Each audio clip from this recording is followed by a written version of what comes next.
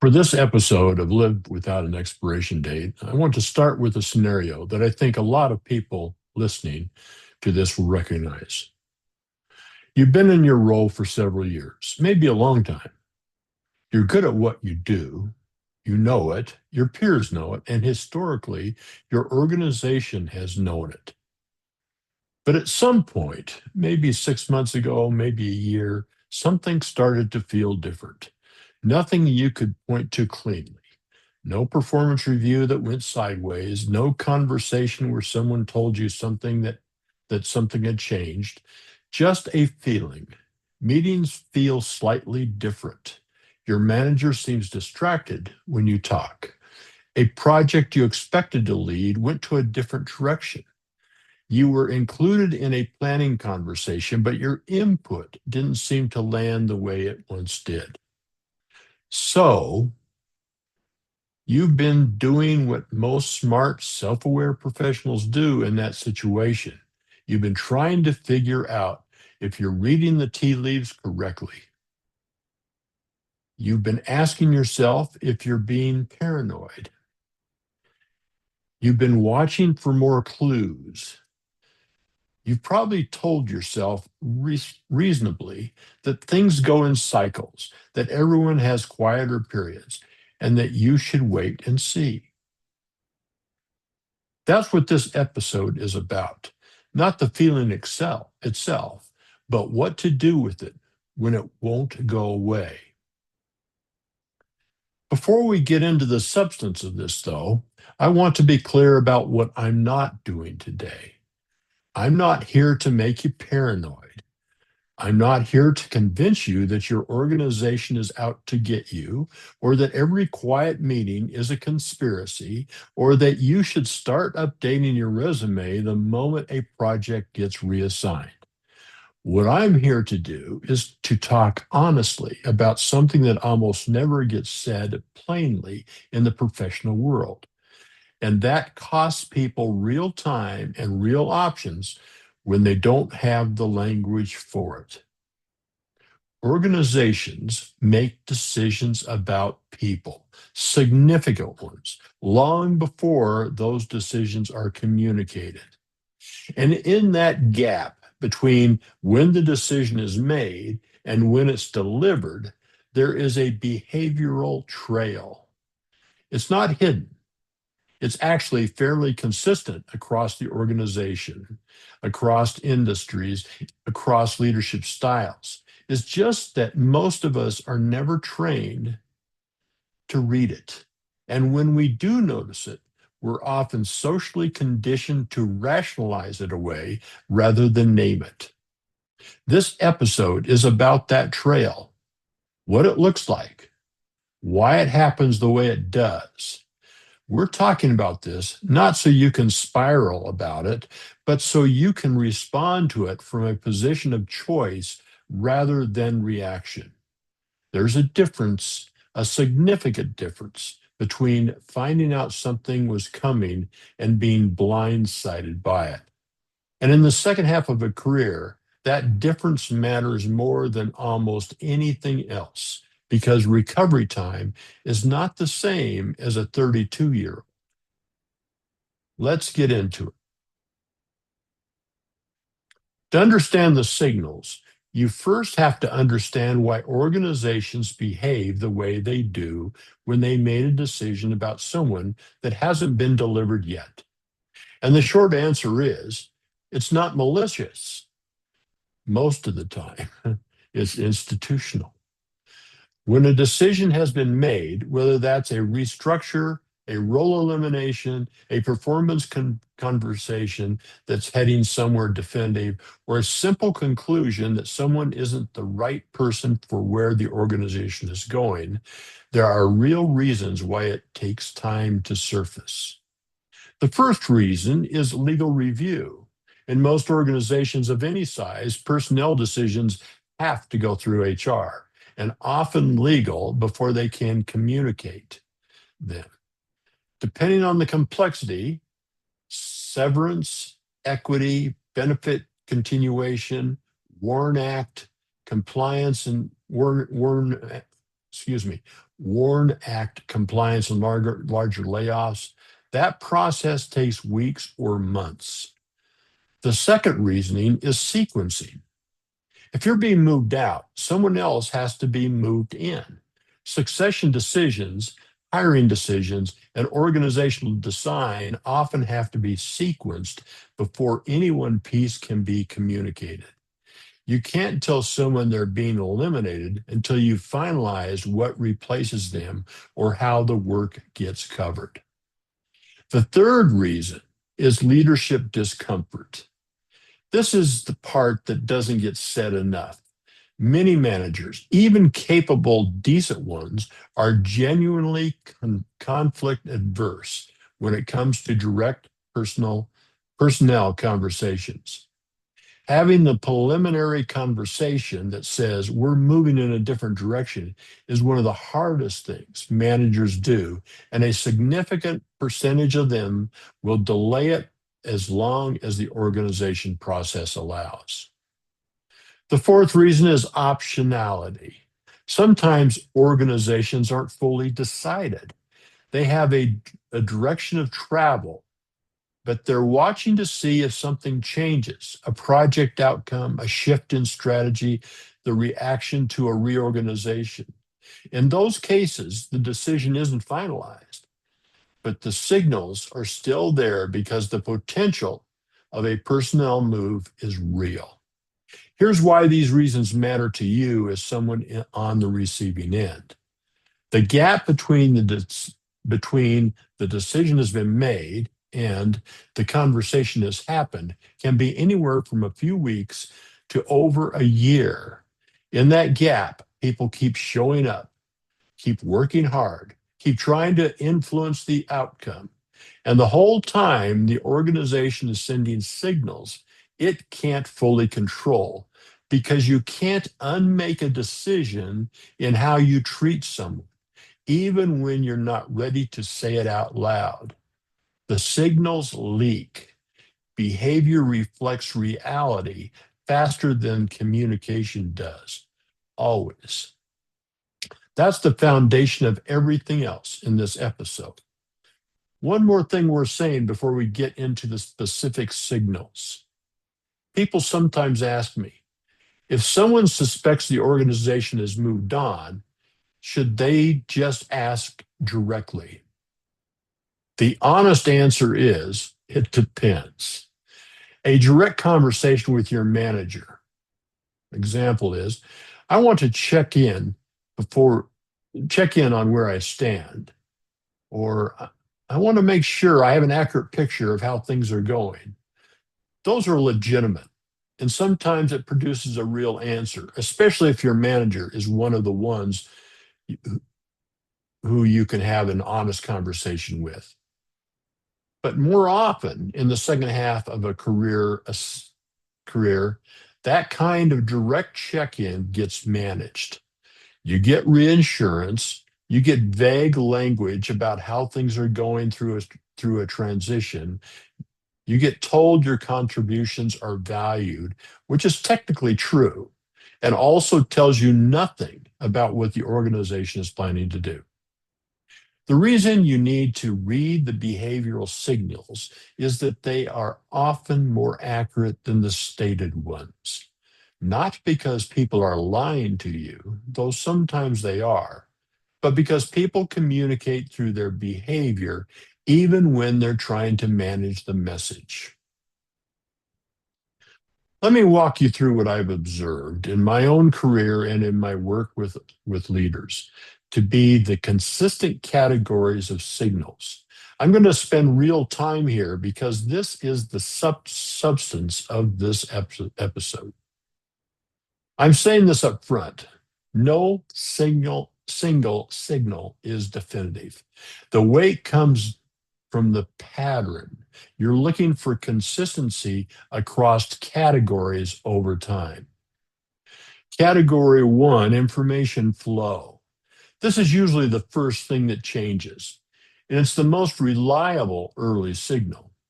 Pay attention to what information you're receiving, and more importantly, what you're no longer receiving. This shows up in a few specific ways. You stop being copied on things you used to be copied on. Not dramatically. Nobody sends a memo saying, we're removing Rich from the distribution list. It just quietly stops happening. You notice it when something comes up in a meeting that you would have normally known about and you didn't. You stop being invited into early stage conversations. If you've been someone who got pulled into planning conversations, strategy discussions, or leadership huddles while things were still forming, and then that stops, that's worth noting. Organizations tend to include people in early thinking when they expect those people to be around to execute on it. You're you're asked for deliverables, but your input on the direction those deliverables should take is less frequently sought.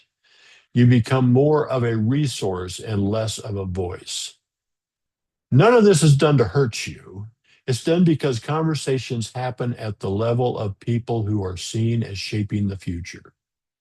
When that shifts, the invitation list shifts with it. Category number 2, who your manager is talking about. This is more subtle, but once you notice it, it's hard to unnotice it. Listen to how your manager talks about the future. Listen to whose names they use.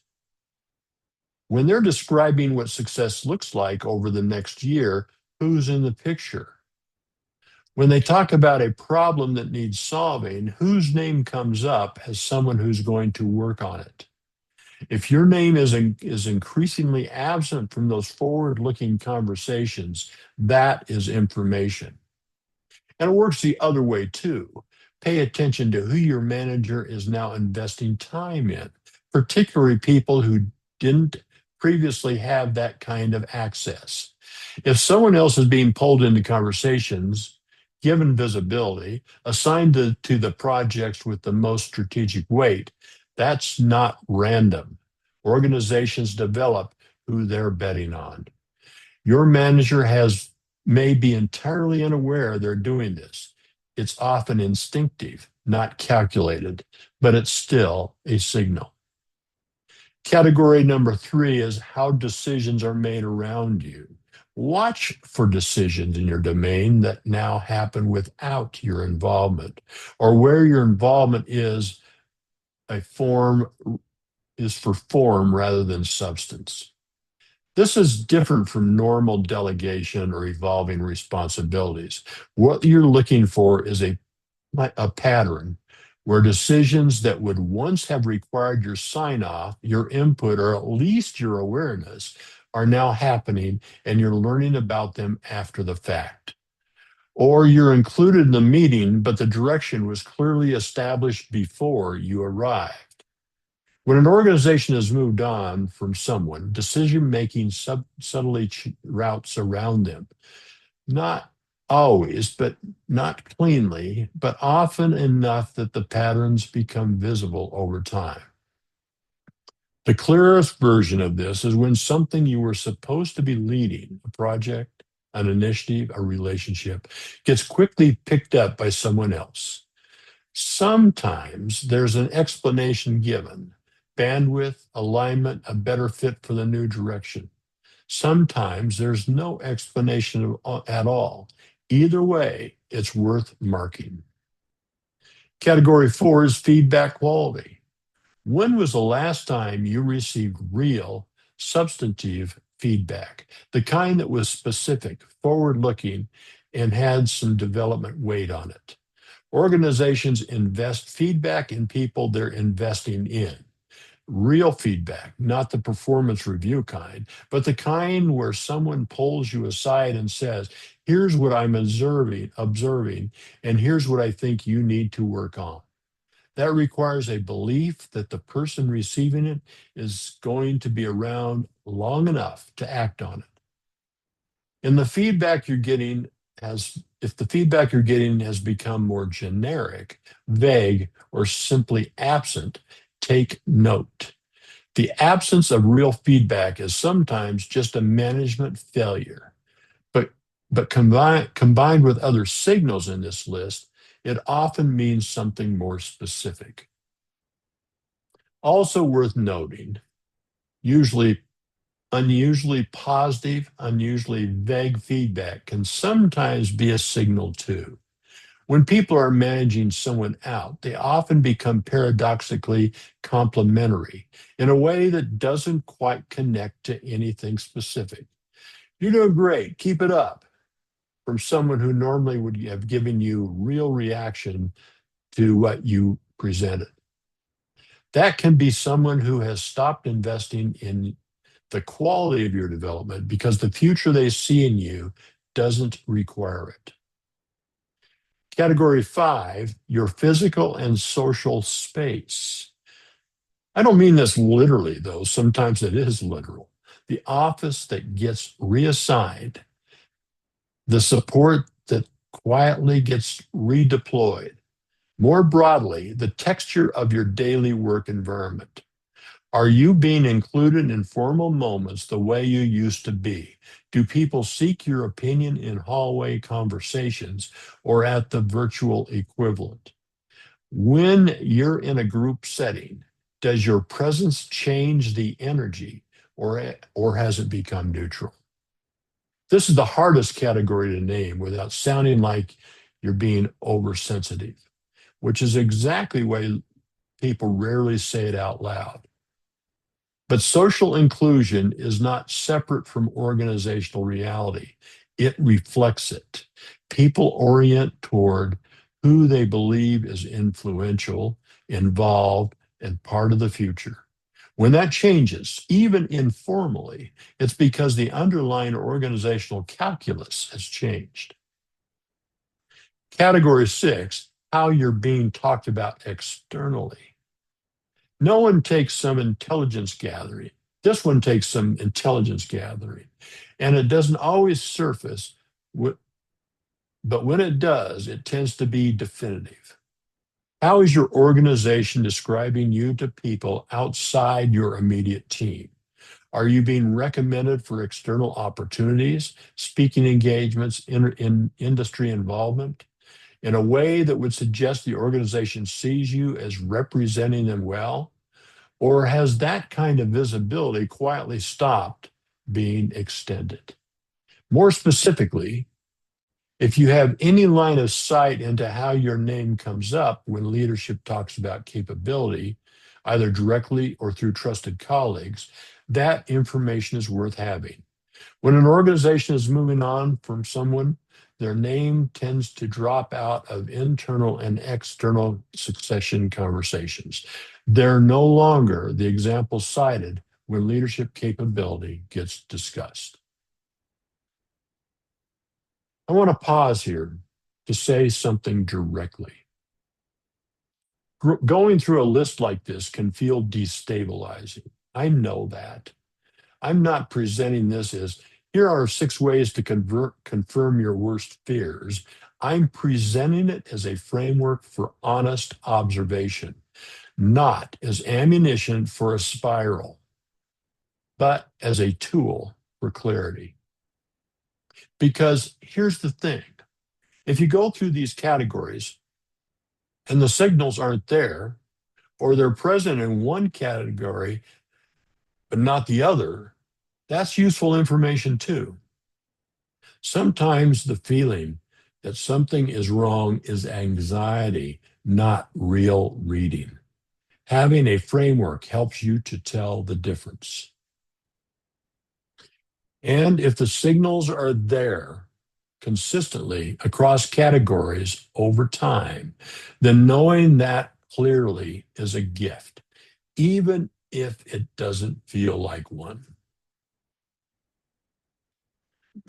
Let's talk about why smart, self aware people miss these signals, or precisely, why they see them and still don't act on what they're seeing. Because this is the part of this episode that I think matters most for people in the second half of a career. And it's the part that least often is addressed honestly. The signals I just described are not subtle in aggregate. When four or five of them are present over a sustained period, the picture is fairly clear. And yet, I have seen highly intelligent, deeply experienced professionals look at that picture and find a way to rationalize every single piece of it. I've done it myself. So, what is the mechanism? First, the investment trap. The longer you've been somewhere, the harder it is to accept what you're reading. When you built something at an organization, a team, a body of work, relationships, a reputation, the cost of accepting that the organization has moved on is enormous. Not just financially, though, that's real, but also psychologically. You're not just accepting a job transition, you're accepting that a significant chapter of your professional identity is ending. The rationalizations aren't stupidity, they're self protection. They're your brain doing what brains do when the truth is too costly to accept all at once. Second, the competence reassurance loop. Senior professionals, in particular, tend to fall into this one because they are competent, they do deliver, their track record is real. And so when signals appear that suggest the organization is moving on, the very first internal move is that can't be right. I just led that successful project. I just got that positive feedback. Look at what I've contributed. The trap is that the organization is not disputing your competence. Usually, the decision isn't this person is bad at their job, it's often something else entirely: a direction change, a culture shift, a new leadership preference, a desire for someone cheaper or younger or with a different profile for what's next. Your competence is not necessarily the variable being weighed, but your brain defaults to defending it as if it is, which keeps you from seeing what's actually happening. Third, the conversation that's coming. There's a persistent belief, and I've held it myself, that if an organization had truly made a decision, someone would tell you. The belief that a real and legitimate decision would come with a real and direct conversation. And sometimes it does eventually. But the amount of time that can pass between the decision being made and being communicated can be significant, as I talked about earlier. And in that time, the person waiting for the conversation can lose months, sometimes close to a year, of positioning time. The organization is not going to call you in and say, you made a decision and we want to give you a 6-month runway to prepare. That would be extraordinary. What happens instead is signals a slow narrowing of your operational scope and eventually a conversation that, by the time it arrives, leaves you with less leverage than you would have had you been reading the picture honestly from the start. Fourth, identity question. This is the one no one talks about, and it's almost the most important. A lot of senior professionals, particularly those who have been excellent for a long time, have developed an identity that is largely inseparable from their role. Who I am professionally is closely tied to what I do here and what I built here, how I'm regarded here. When the signals suggest that's changing, accepting them requires accepting something not just about the job, but about yourself. That is genuinely hard. And the harder it is, the more powerful the rationalization machinery becomes. I'm not saying this to be harsh. I'm saying this because naming it is the first step towards not letting it cost you. Because the people who navigate this the best are the ones who have less identity investment in their work. They're the ones who are able to say the quality of what I've done here is real and doesn't depend on whether this organization continues to recognize it. I can take what I built and move with it. I don't need the validation of the institution to know my own worth. That's the cognitive work, and it doesn't happen overnight, but it has to start before the conversation you've been waiting for finally arrives.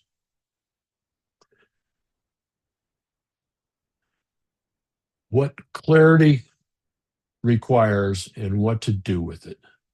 Let's say you've been honest with yourself about signals. You run through the categories and the pattern is there. You've named the rationalizations and you've stopped letting them do their work on you. Now what?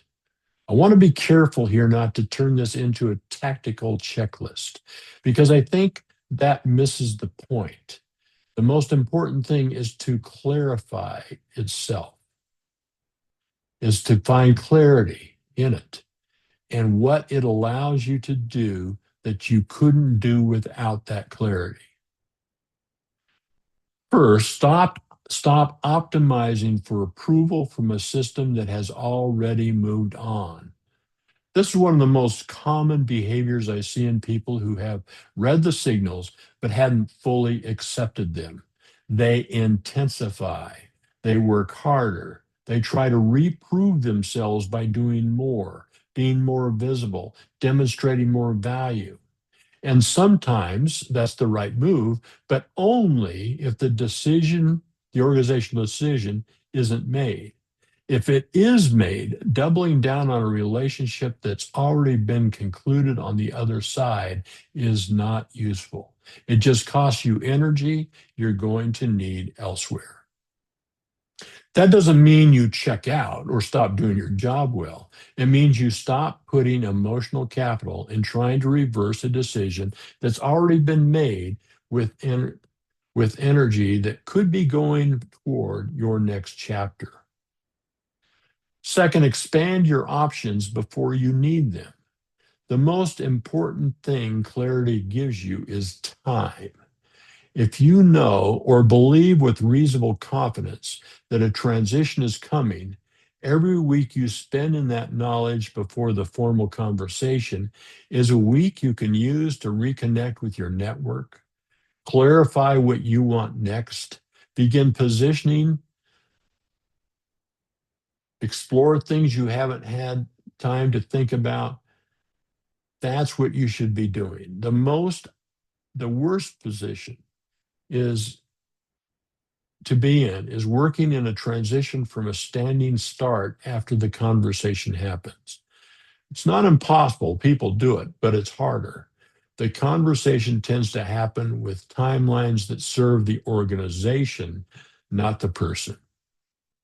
If you've already been working for 2 or 3 months before the conversation, you are in a materially better position.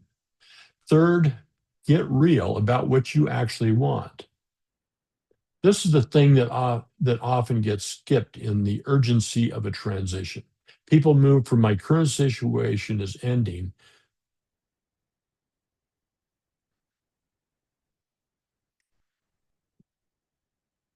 to I need to find the next thing without taking seriously the question of what the next thing should actually be. The second half of a career is a real opportunity.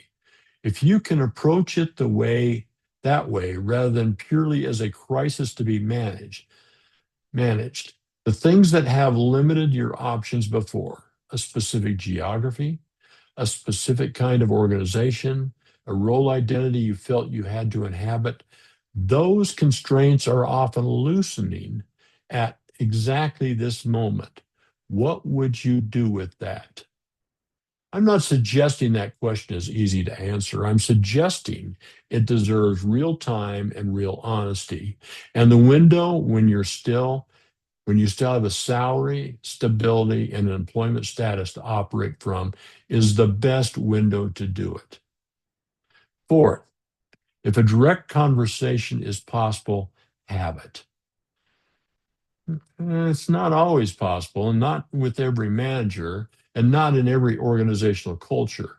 But if you have a relationship with your manager where honest dialogue is possible, or even just the structural maturity to ask for a direct conversation about where things stand, that conversation is worth having.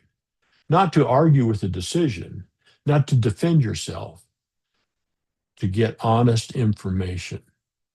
The most useful version of that conversation is, I want to make sure I have an accurate understanding of where I stand and where things are going.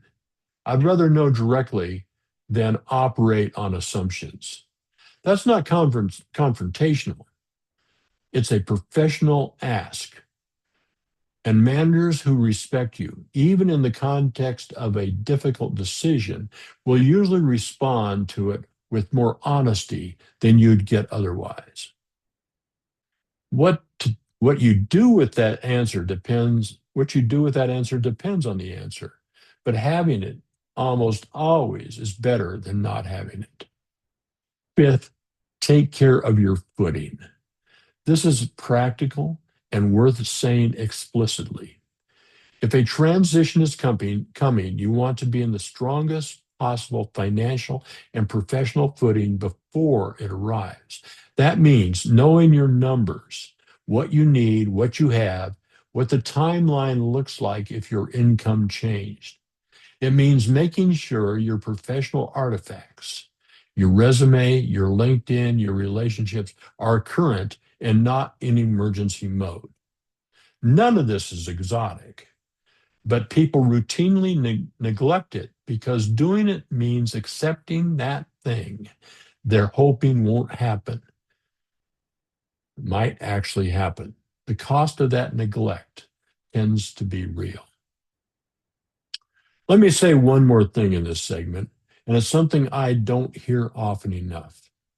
Reading the signals correctly and acting on them is not defeatist. It's not accepting defeat. It's not giving up on something that could be saved. It is the opposite. It is you taking yourself seriously enough to operate from reality rather than from what you wish were true. It is you treating your time and your options and your professional capital as things worth protecting rather than gambling on a situation that may already be resolved on the other side of the table. There is nothing passive about doing the work of clear-eyed assessment. It is one of the hardest things a person can do. And the professionals I have seen navigate difficult transitions well, not easily, but well, are almost always the ones who are honest with themselves before they had to be. I want to close with something special that I think gets lost in conversations like this one, which can easily tip towards being purely tactical. There's a kind of dignity in knowing. Most of what I've been describing in this episode is hard. It requires you to look at a situation you've invested in and accepted an interpretation that costs you something. It requires you to name things that are uncomfortable to name. It requires a particular kind of courage that gets overlooked because it's quiet. It's not the courage of standing up in a room and saying something hard. It's the courage of sitting down privately with yourself and telling the truth. But there's something important on the other side of that. When you stop waiting for a conversation that isn't coming, when you stop performing for an audience that has already made a decision, you get something back, something that takes up a lot of energy when it's missing, your own agency, the sense that you are moving through your professional life by choice, not by what the organization decides to do with you.